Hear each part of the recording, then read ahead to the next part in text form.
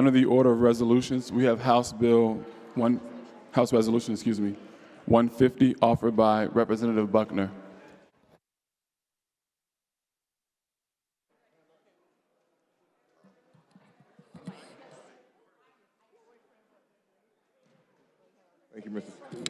Thank you, Mr. Speaker. Colleagues, today, as we gather in this chamber, the People's House, we don't just mark Black History Month to recognize history in the past, but a history that's also in the making. This is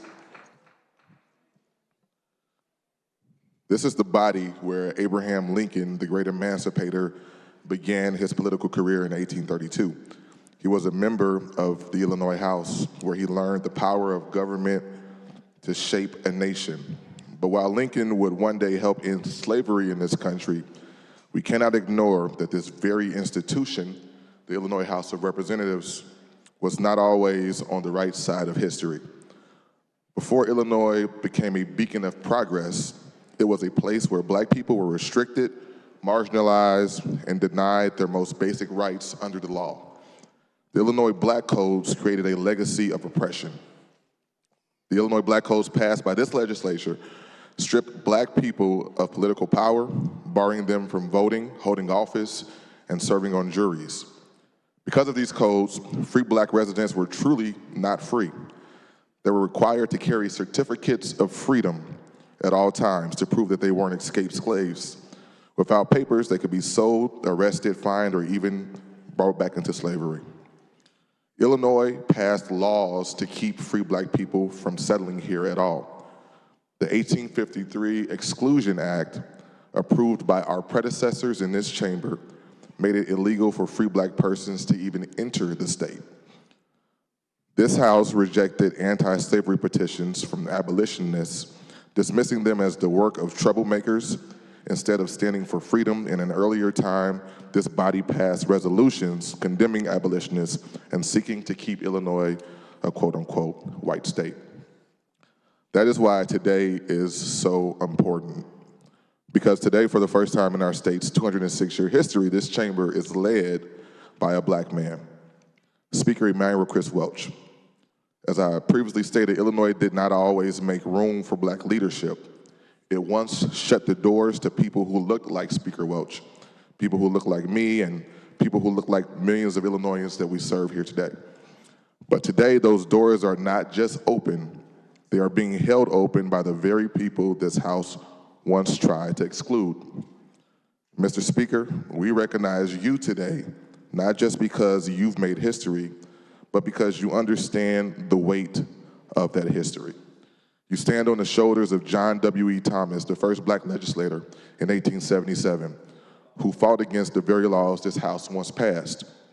You follow in the footsteps of Harold Washington, Carol Moseley Braun, Barack Obama, and so many others who fought to expand justice in the state of Illinois. And now you carry the torch forward, ensuring that the voices of those once shut out of this chamber are not just heard, but are leading the conversation. Illinois Secretary of State Alexis Giannoulias has honored Black First in Illinois with a remarkable display that highlights trailblazers in our state's history throughout the Capitol. And today, we proudly add Speaker Welch's name to that list. Mr. Speaker, H.R. 150 is a reminder that your leadership is not symbolic, it is substantive. You have led with integrity, with vision, and with a deep commitment to making Illinois a place where equity is not just a talking point, but a reality. As we celebrate Black History Month, let us not just look back at history, let us honor it by continuing to do the work. Because history isn't just made by those in our past, it's being made right now. Thank you, Mr. Speaker, thank you for your leadership, and thank you for making history.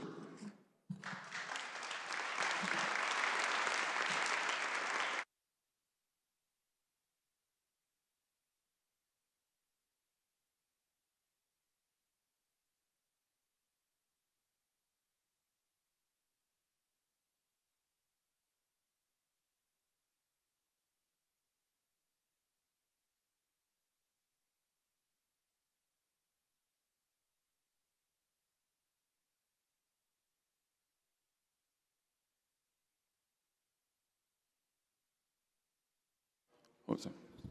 Speaker Welch. Mr. Speaker, I don't know whose idea this was, but whoever did it, I'm going to keep their bills and rules. It is I'm truly surprised by this. I don't know if you guys can tell. Micah, I'm going to get you when I get back. I was just told to be out here. There was going to be a group picture. Thank you all so much. It truly is an honor of a lifetime to just be in this chamber, let alone to have the opportunity to be the Speaker of the House. It is a role that I take seriously. I tell people I am the only person on Inauguration Day that took 2 oaths. One as rep with all of you, and then one as Speaker. And I take those oaths seriously. I'm not just Speaker of the Democrats, I'm Speaker of the entire House. And I just happen to be a black man. But that does not escape me the significance of that, particularly in the moment we're in right now where a lot of folks are trying to erase black history. So this is really special. You guys got me good today. I love you all. I love this great state. And I just want what's best for each and every one of us, whether we're in a red district or a blue district. We want what's best for all of Illinois. Thank you all so much.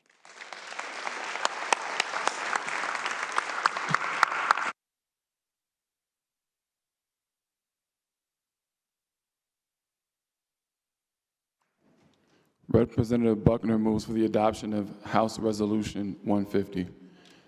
All those in favor say aye. All those opposed say nay. In the opinion of the chair, the ayes have it, and the resolution is adopted.